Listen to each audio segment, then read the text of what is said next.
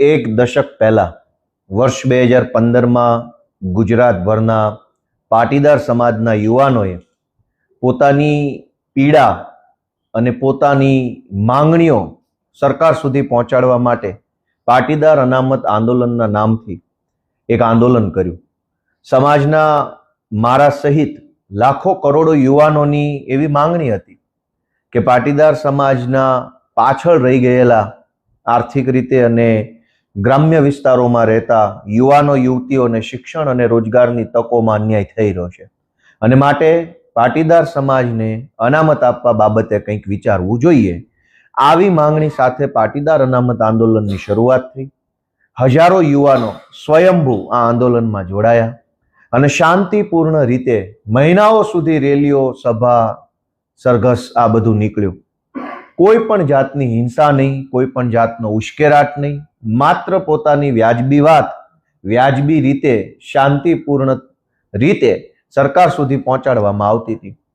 અને GMDC ground ઉપર એક વિશાળ જનસભાનું આયોજન કરવામાં આવ્યું હતું અને આ સભાની અંદર શાંતિપૂર્ણ રીતે કરોડો લોકો પાટીદાર સમાજના જોડાયા અને આ શાંતિપૂર્ણ સભા પૂરી પણ થઈ.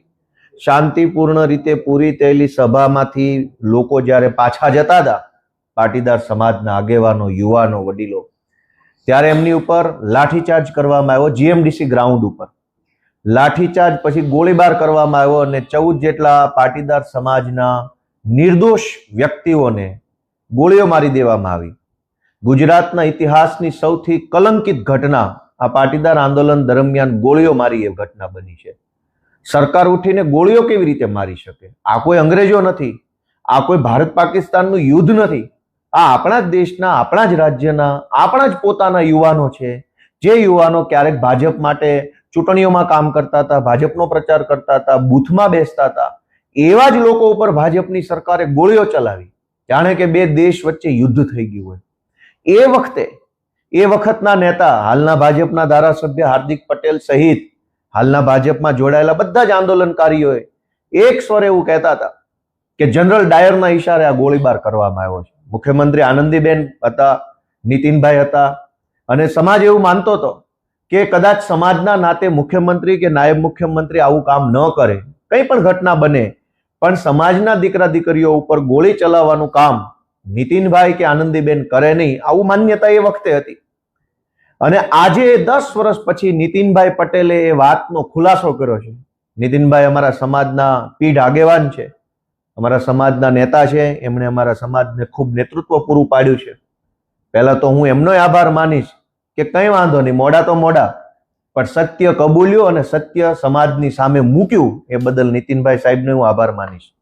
કે સત્ય તો સત્ય છે, 10 વર્ષ વહેલા કે 10 વર્ષ મોડા લોકો સમક્ષ આવ્યું કે આ ગોળીઓ મારવાનો આદેશ દિલ્હીના જનરલ ડાયરે કરેલો. હાર્દિક પટેલ એ વખતે ખૂબ કહેતા હતા અને તમામ આંદોલનકારીઓ કહેતા હતા કે જનરલ ડાયરના ઈશારે આ ગોળીઓ મારવામાં આવી. આ જનરલ ડાયર કોણ? 10 વર્ષે હજુ પાટીદાર સમાજને અને ગુજરાતને આનો જવાબ કેમ નથી મળ્યો? નીતિનભાઈ પટેલ પાસે આજે જવાબ નથી, આનંદીબેન પટેલ પાસે જવાબ નથી કે જનરલ ડાયર કોણ? કયા જનરલ ડાયરે પટેલના દીકરા ઉપર ગોળીઓ ચલાવવાનો આદેશ આપ્યો? હું આજે આખા ગુજરાતના પટેલ સમાજને વિનંતી કરું છું કે આ જનરલ ડાયરને ઓળખો. એ વખતે મુખ્યમંત્રીને ખબર નહીં, નાયબ મુખ્યમંત્રીને ખબર નહીં, ગૃહમંત્રીને કદાચ ખબર નહીં, તો મુખ્યમંત્રીની જાણ બહાર પોલીસ ઇન્સ્પેક્ટર કે એસપી કે આઈજીની હિંમત છે ગોળીઓ ચલાવવાની? તો એનો અર્થ એમ થયો કે પટેલ સમાજના મતના આધારે બનેલી ભાજપની સરકારમાં રહેલા એક જનરલ ડાયરે પટેલો ઉપર ગોળીઓ ચલાવવાનો આદેશ આપ્યો. આ જનરલ ડાયરને સજા કોણ આપશે? આ જનરલ ડાયરને કોણ પકડશે? આ સવાલ આજે પટેલોના મનમાં છે, એક પીડા છે. મારા જેવા અનેક યુવાનો આજે જે ભાજપ સામે લડે છે, એના મનમાં એક ઊંડી આઘાતની લાગણી છે. અમને હજુ દુઃખ થાય છે કે ક્યારે ન્યાય મળશે, ક્યારે જનરલ ડાયરને અમે તે સજા કરાવીશું. આજે અનેક યુવાનો એ પોતે એક મનની અંદર એક આક્રોશ લઈને ફરે છે. અને જો સમાજની માંગણી વ્યાજબી હતી, સમાજનો મુદ્દો વ્યાજબી હતો, તો સરકારે એ વાત માનવી તો પડી જ. પણ પાટીદાર અનામત આંદોલનનો હાથો બનાવી, ઉપયોગ કરી એની અંદર ષડયંત્રો કરી કોઈ જનરલ ડાયરે એ વખતની સરકાર ઉથલાવવાનું કામ કર્યું હોય એવું મારું માનવું છે. એટલે જનરલ ડાયરે નિર્દોષ યુવાનોને ગોળીઓ મરાવી, જનરલ ડાયરે પાટીદાર અનામત આંદોલનનો દુરુપયોગ કર્યો અને આ જનરલ ડાયરે આખા ગુજરાતને ડિસ્ટેબિલાઇઝ કરવા માટેનું કામ કર્યું છે. એ ગુજરાતની જનતા હવે જાણી ચૂકી છે. નીતિનભાઈએ કાલે કબૂલ્યું પોતાના ઇન્ટરવ્યુમાં જાહેરમાં કે નીતિનભાઈએ એસપીને ફોન કર્યો તો એસપી એમની વાત માનતા નહોતા. એસપીની આવી ઓકાત, એસપીની આ હિંમત કે સરકારના નાયબ મુખ્યમંત્રીને પણ ગાંઠે નહીં. એનો અર્થ એમ થયો કે આ સરકાર એ વખતે પણ અને ત્યારથી લઈને આજ સુધી ખાલી કહેવા પૂરતા નામના મોહરાઓ જ છે. જો નાયબ મુખ્યમંત્રીઓને ખબર ના હોય ને ગોળીઓ છૂટતી હોય, જાણે કે યુદ્ધ થઈ ગયું હોય એમ તોપું ને ટેન્કુ ફૂટતી હોય, તો મુખ્યમંત્રી નાયબ મુખ્યમંત્રી શું કામના? અને હું માનું છું કે 2015માં જ નહીં, આજે ગુજરાતની પરિસ્થિતિ એ છે કે સરકારમાં બેઠેલા માણસો તો ખાલી નામના છે, અસલી સરકાર તો જનરલ ડાયર ચલાવે છે. આ જનરલ ડાયર આજે પણ ગુજરાતની સરકારમાં હસ્તક્ષેપ કરે છે.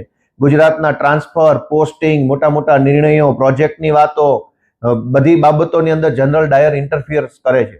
એટલે આ જનરલ ડાયરને ગુજરાતની સૌ જનતા ઓળખે, પાટીદાર સમાજ ઓળખે અને પાટીદાર અનામત આંદોલન સમિતિ સાથે જોડાયેલા સૌ યુવાનો આ જનરલ ડાયરને ઓળખે એવી હું તો વિનંતી કરું છું. આજે પણ અમારા બધાના મનમાંથી જે યુવાનો પાટીદાર અનામત આંદોલન સાથે જોડાયા હતા એ યુવાનોના મનમાંથી આજે પણ એ વાતનું દુઃખ ઓછું નથી થયું. હું તો ત્યાં સુધી માનું છું કે ભાજપમાં જોડાયેલા લોકોના મનમાં પણ કદાચ જનરલ ડાયરને એક વખત સજા કરાવવાનો સહેજ અંદર મનમાં ખ્યાલ હોઈ શકે.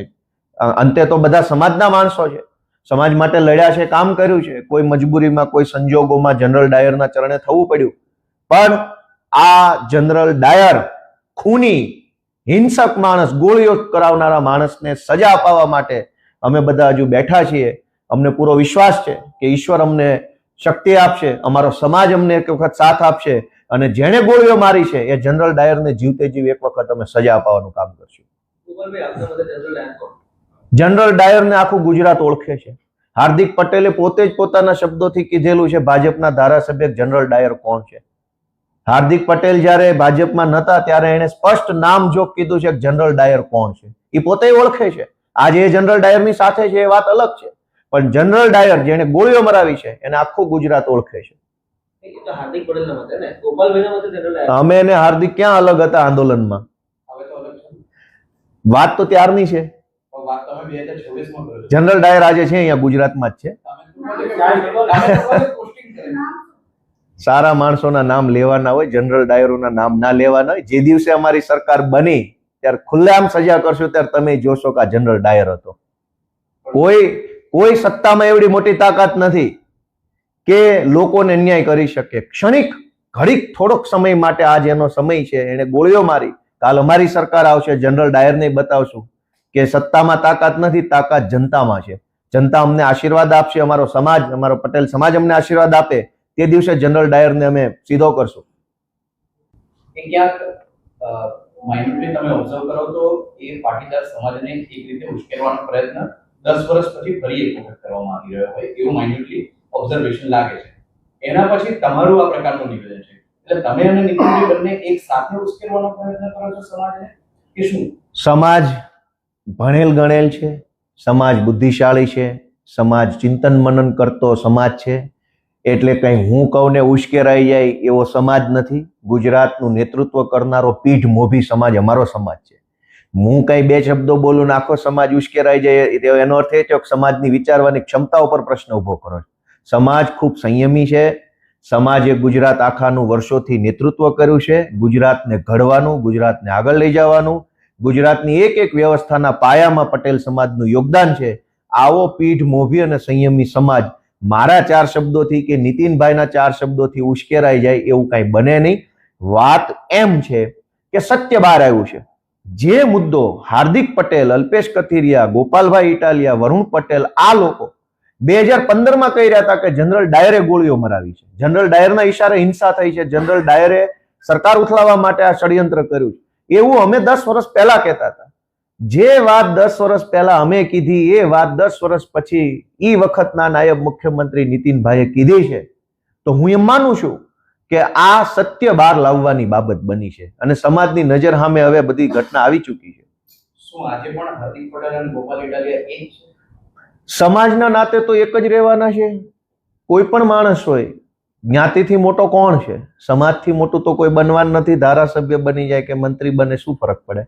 સમાજના નામે દરેક માણસ સમાજ સાથે રહેતો હોય છે. હું અમારા સમાજ સાથે છું, ગુજરાતના લોકો સાથે છું, અને જ્યાં કઈ સમાજનો વિષય હશે ત્યાં અમે બોલશું. અમે કોઈ જનરલ ડાયરથી કઈ ડરી જવા વાળા માણસો નથી. અમે તો લડનારા માણસો છીએ.